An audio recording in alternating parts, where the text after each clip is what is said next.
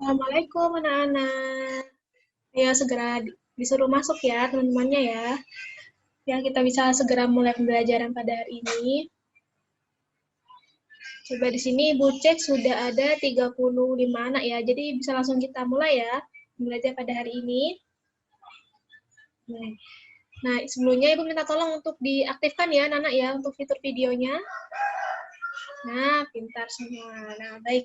Ini akan dibuka ya. Assalamualaikum warahmatullahi wabarakatuh. Nah, gimana kabarnya anak-anakku semua pada hari ini? Pintar sekali. Nah, baik. Sebelum kita mulai pembelajaran, Ibu akan mengabsen anak-anak terlebih dahulu ya. Nah, agar memudahkan pembelajaran untuk kegiatan pembelajaran pada hari ini, Ibu sudah mengirim link. Nanti kalian tinggal pencet aja linknya ya anak-anak ya. Nah, lalu mengisi daftar hadir. Nah, sudah Ibu kirim di grup WhatsApp dan juga di link chat Zoom ya anak-anak ya. Jadi untuk anak-anakku juga dan mungkin untuk para wali murid, Bapak Ibu yang sedang mendampingi anak-anak bisa langsung mengeklik link ya. Sini saya akan memberitahu bagaimana tutorialnya ya anak-anak ya semua. Nah, baik, apakah sudah terlihat anak-anakku semua? Sudah ya. Nah, baik. Nanti saat kalian mengklik linknya itu akan langsung muncul halaman seperti ini anak-anak ya. Jadi diisi, jangan lupa namanya diisi terlebih dahulu, misalnya Andini. Nah, seperti ini, nama lengkap ya anak-anak semua ya. Selanjutnya, kelas 4A atau B. Nah, misalkan di sini kelas 4A, seperti itu. Lalu nomor absen kalian juga jangan lupa diisi. Nah, nanti untuk kehadiran bisa dipencet ya, kalian bisa mengeklik tombol hadir. Ini isi dulu ya absennya. Nah, di sini kalian bisa mengeklik tombol hadir. Nah, untuk izin dan sakit nanti bisa jangan lupa untuk disertakan surat atau izin ya anak-anak ya. Bisa langsung menghubungi ibu dan juga bisa langsung mengechat di grup WhatsApp kelas seperti itu. Nah, baik. Sudah paham ya anak-anak semua ya untuk absen ya? Nah, pinter. Anak ibu tuh pintar-pintar semua kok, tahu ibu. Nah, baik. Sebelum memulai pembelajaran, kita nyanyi dulu ya anak-anak ya, biar semangat semua untuk mengikuti pembelajaran pada hari ini. Nah, pada hari ini kita akan menyanyikan lagu nasional Halo Halo Bandung. Nah, coba kalian semua udah tahu kan ya lagu Halo Halo Bandung? Nah, tentu pintar sekali, udah tahu anak-anak ibu tuh pintar semua. Nah, baik sekarang kita nyanyikan bersama-sama ya. 1, 2, 3. Halo, halo Bandung, ibu kota periangan. Halo, halo Bandung, kota kenang-kenangan. Sudah lama beta tidak berjumpa dengan kau. Sekarang telah menjadi lautan api, mari bung rebut kembali. Yeay, pintar semua ya anak-anakku. Sip. Nah, baik. Nah, tadi kita sudah nyanyikan lagu nasional Halo Halo Bandung ya, anak ya. Nah, kira-kira anak-anakku bisa tebak-tebak tidak? Kira-kira sekarang kita mempelajari apa? Apa? Nah, pintar sekali. Pada hari ini kita akan mempelajari tentang perjuangan para pahlawan. Nah, sebelum kita memulai pembelajaran, jangan lupa ya dibuka dulu ya untuk buku tematiknya. Buku tematik tema 5, pahlawanku. Sudah? Nah, pintar semua. Nah, sebelum kita masuk ke materi, kita akan melihat video terlebih dahulu ya anak-anak ya. Mari kita lihat bersama-sama.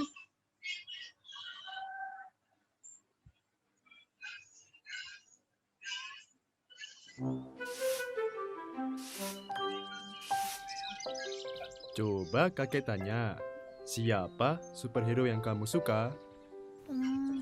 Spiderman. Kakek punya yang lebih hebat dari Spiderman. Begini ceritanya.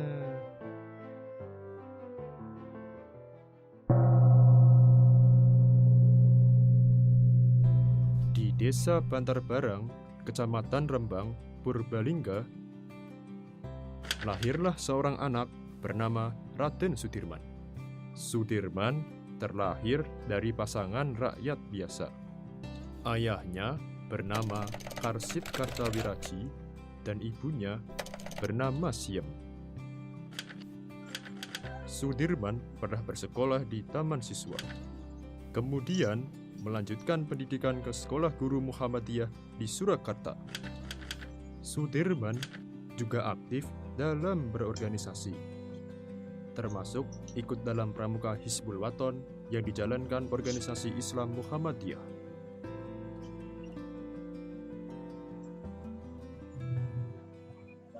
Pada tahun 1944, ia bergabung dengan Tentara Pembela Tanah Air atau PETA dan menjabat sebagai Komandan Batalion di Banyumas. Ada yang tahu tidak apa itu PETA? Nanti bisa langsung Pada tanggal 12 November 1945, Sudirman terpilih menjadi Panglima Besar TKR di Yogyakarta. Akan tetapi, beliau sempat masuk rumah sakit karena mengidap TBC, sehingga paru-paru kanannya harus dikempeskan. Tidak, dia tidak apa-apa kan, Kek? Tahan dulu, kakek lanjutkan ceritanya. Tanggal 19 Desember 1948, Belanda melancarkan agresi militer kedua untuk menduduki Yogyakarta. Di saat pemimpin-pemimpin politik berlindung di Keraton Sultan, Sudirman beserta sekelompok kecil tentara dan dokter pribadinya melakukan perjalanan ke arah selatan dan memulai perlawanan gerilya selama 7 bulan. Sudirman digotong menggunakan tandu karena kondisi paru-parunya tidak memungkinkan ia untuk berjalan sendiri. Awalnya, mereka diikuti oleh pasukan Belanda. Tetapi, Sudirman dan pasukannya berhasil kabur dan mendirikan markas sementara di Sobo, di dekat Gunung Lawu. Ketika Belanda mulai menarik diri, Sudirman dipanggil kembali ke Yogyakarta pada bulan Juli 1949. Meskipun ingin terus melanjutkan perlawanan terhadap pasukan Belanda, ia dilarang oleh Presiden Soekarno. Pada tanggal 29 Januari 1950, Sudirman wafat karena penyakit TBC yang dideritanya, kurang lebih 1 bulan setelah Belanda mengakui kemerdekaan Indonesia. Jenderal Sudirman dimakamkan di Taman Makam Pahlawan Semaki, Yogyakarta. Namanya diabadikan menjadi nama sejumlah jalan, universitas, museum, dan monumen. Wah, Jenderal Sudirman hebat ya. Walaupun pakai tandu, dia masih bisa mimpin perang. Kakek masih ingat satu pesan dari beliau. Janganlah kamu berbuat seperti sapu yang meninggalkan ikatannya. Sebatang lidi tidak akan berarti apa-apa, tetapi dalam ikatan sapu akan dapat menyapu segalanya.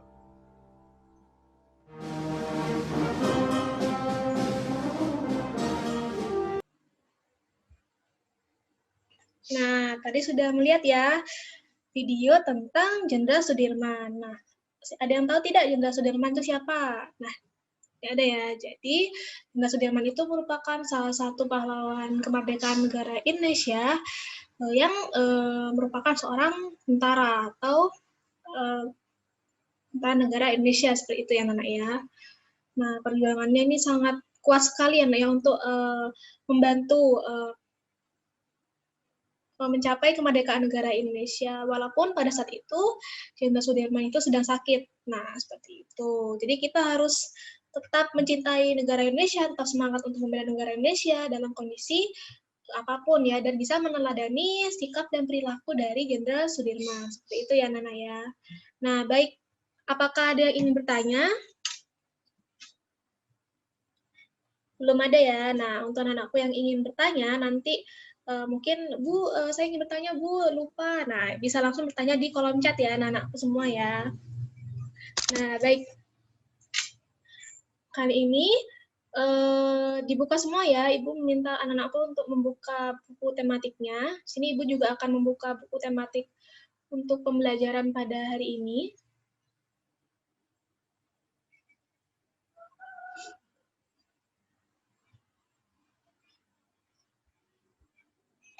Nah, coba buku tematiknya dibuka ya, halaman sebentar anak-anakku semua. Ini halaman 3. Sudah dibuka semua ya. Nah, kali ini kita akan mempelajari tentang, nah ini anak-anak, coba dibuka halaman 7 ya anak-anakku semua. Bukunya sudah ya. Nah, kali ini kita akan mempelajari tentang Raja Purnawarman, Panji Segala Raja.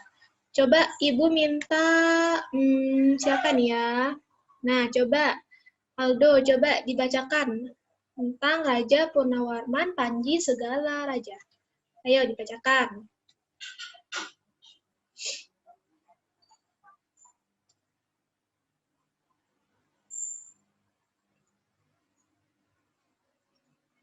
Dia juga perbaiki. Karena ada mereka mendapat air dari. Nah, sudah ya. Nah, tadi setelah Aldo sudah membacakan teks tentang Raja Purnawarman, Panji Segala Raja, kira-kira anakku tahu tidak apa salah satu sifat kepahlawanan yang dapat kita teladani?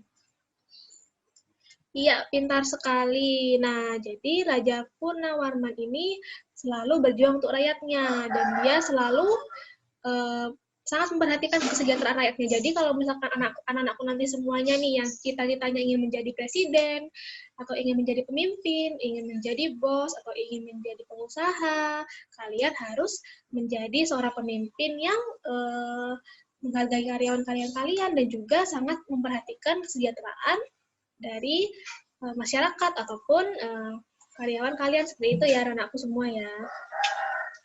Nah, baik. Nah, untuk sini Ibu memiliki tugas, nanti anak-anakku semua mencari sifat-sifat lain dari Raja Purnawarman yang dapat kita contoh ya anak-anakku ya. Nanti dikerjakan aja di lembar kertas atau di Word juga boleh. Nanti untuk didapat bisa difoto gambarnya, lalu dikumpulkan lewat WhatsApp grup seperti itu ya anak-anak ya. Nanti untuk formatnya itu nama dan absen kalian seperti itu. Nah, udah paham ya? Nanti kalau misalkan kalian masih kurang paham, bisa langsung menghubungi Ibu ya anak-anakku semua ya. Nah, baik. Selanjutnya, Ibu memiliki video lain lagi nih untuk anak-anakku semua. Nah, mari kita lihat bersama-sama ya videonya ya.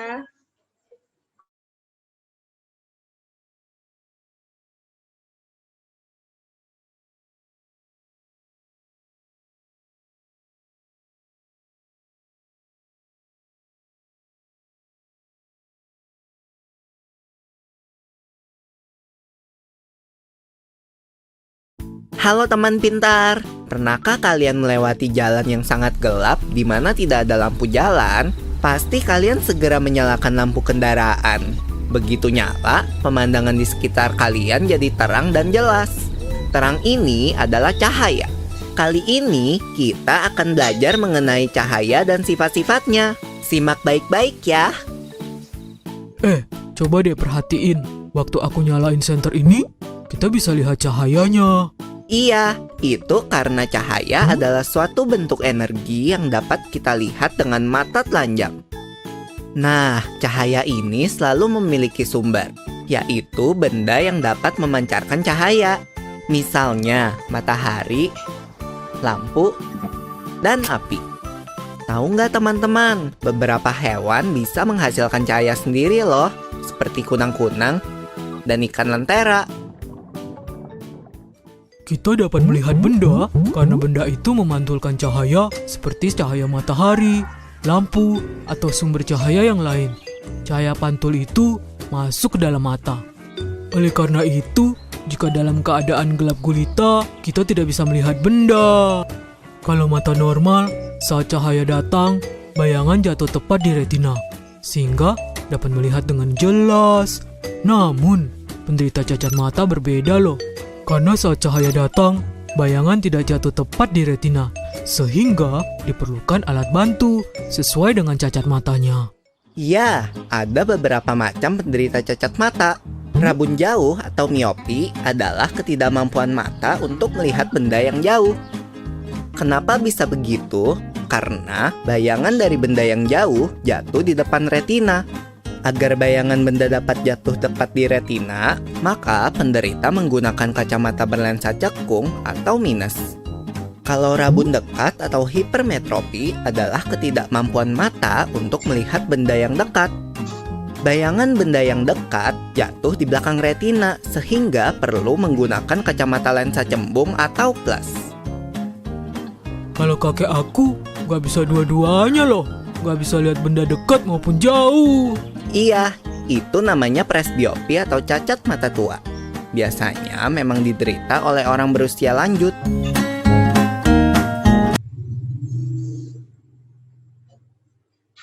Nah, tadi kalian sudah melihat ya video tentang cahaya dan sifat-sifat cahaya secara singkat.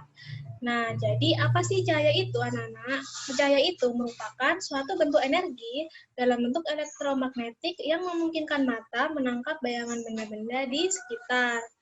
Nah, tadi kita sudah melihat secara sekilas ya sifat-sifat cahaya. Nah, yang pertama itu apa coba? Nah, pintar sekali. Yang pertama, cahaya merambat lurus. Merupakan cahaya yang masuk pada celah ruangan. Contohnya seperti ventilasi atau jendela. Nah, selanjutnya, coba dibuka lagi ya untuk buku tematiknya.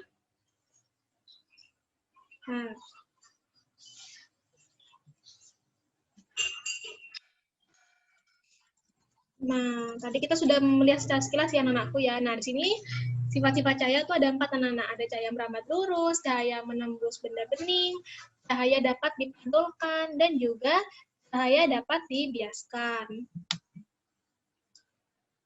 Nah, baik. Nah, kira-kira ada yang ingin bertanya tidak tentang sifat-sifat cahaya? Belum ada? Belum ya, baik. Nah, di sini Ibu juga akan memberi tugas ya, nggak apa-apa ya, tugasnya banyak ya.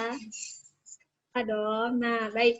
Nah, jadi di salah satu sifat-sifat cahaya ini yang sudah ada di layar kalian, bisa kalian cek juga di buku. Nah, coba kalian praktikkan satu saja sifat cahaya yang sesuai dengan gambar ini seperti ini ya, anakku ya. Jadi, misalkan, oh Bu, saya ingin mencoba sifat cahaya dapat dibiaskan. Nah, di bahan yang dibutuhkan, pensil dan juga gelas berisi air. Nah, nanti kalian foto aja anak-anakku, foto seperti apa sih bentuknya. Dan jangan lupa ya, pada saat melakukan kegiatan ini harus berada di tempat yang cahayanya itu sangat terang ya, bisa jadi di luar ruangan ataupun bisa menggunakan bantuan seperti senter ataupun lilin seperti itu ya anak-anak ya. Nah, nanti setelah kalian foto, lalu kalian buat tabel. Nah, tabelnya itu nanti kalian isi nomor, gambar, dan juga sifat cahaya dan juga keterangan. Nanti kalian bisa jelaskan keterangannya itu kira-kira apa sih yang terjadi saat percobaan itu dilakukan. Seperti itu ya. Paham semuanya? Paham. Bentar sekali anakku ini. Nah, baik. Selanjutnya kita akan melihat video yang terakhir ya, anak ya. Nah, coba kita perhatikan videonya.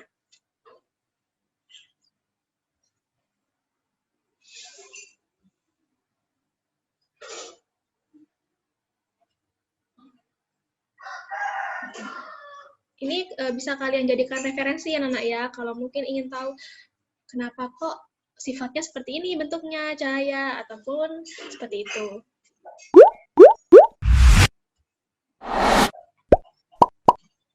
Halo semuanya, kembali lagi di channel Halo Edukasi.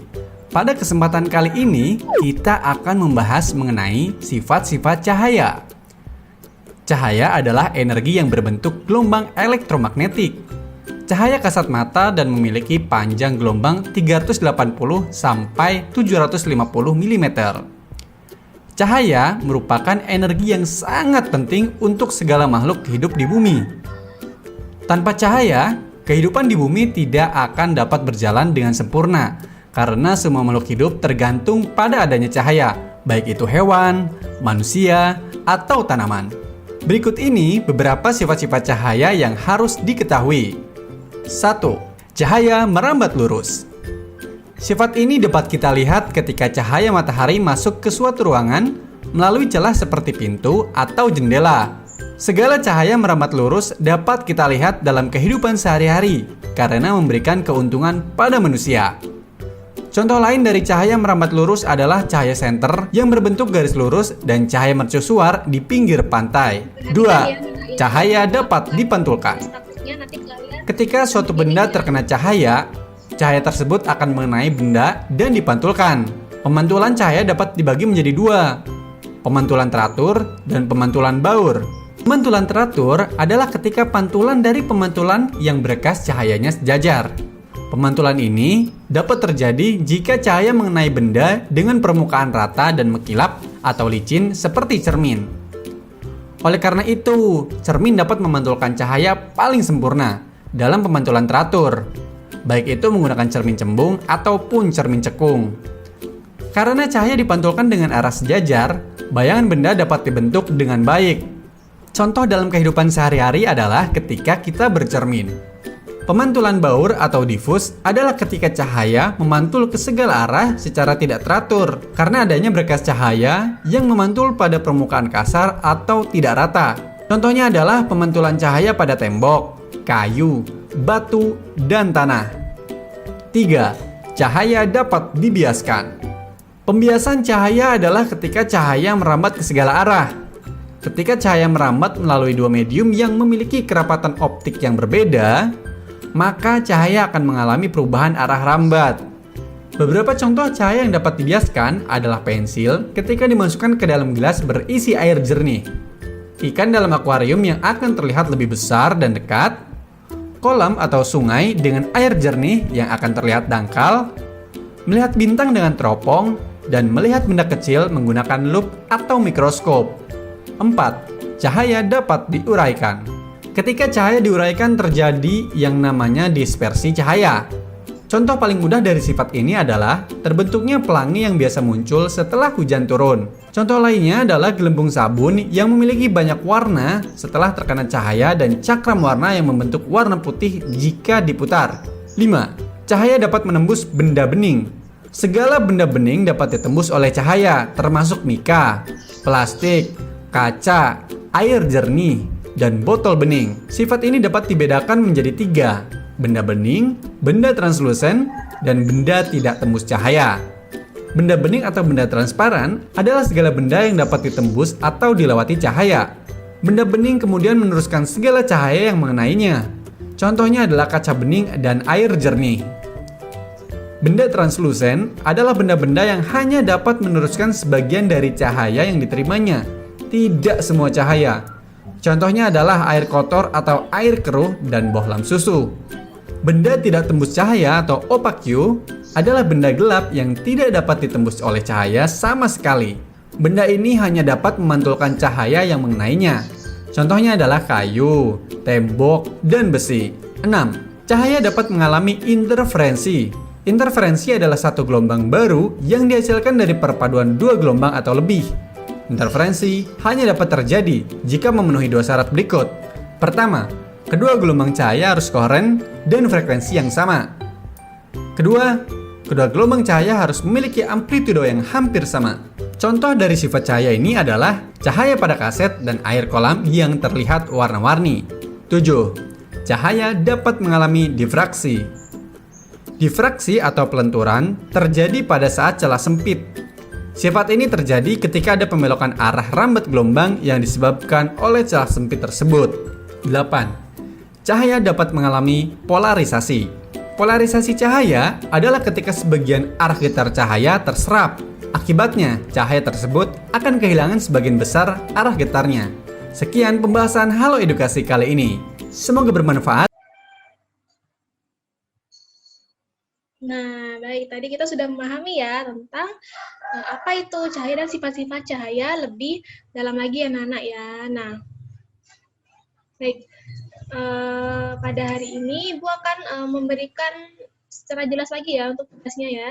Jadi di sini kalian bisa langsung cek saja untuk pada buku tematiknya. Ada halaman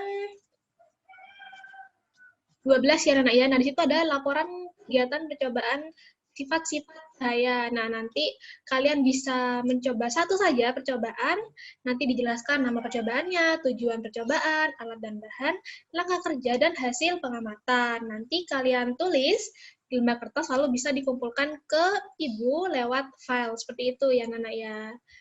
Nah, baik, tidak terasa ya, anakku ya, ini kita sudah sampai di akhir pembelajaran. Sebelum Ibu menutup, apakah ada yang ingin bertanya lagi untuk anak-anakku semua? Belum ya? Baik, tidak apa-apa. Nah, baik, terima kasih untuk anak-anakku semua yang sudah mengikuti pembelajaran pada hari ini. Sebelum kita menutup pembelajaran, mari kita berdoa terlebih dahulu. Berdoa di dalam hati, berdoa dimulai. Nah, baik, jangan lupa untuk selalu menjaga kesehatan ya anak-anakku semua ya. Ibu tutup untuk pembelajaran hari ini. Nanti untuk anak-anakku yang mungkin kurang jelas bisa langsung bertanya pada Ibu ya. Baik, Ibu tutup. Wassalamualaikum warahmatullahi wabarakatuh. Dadah anak-anakku semua. Goodbye.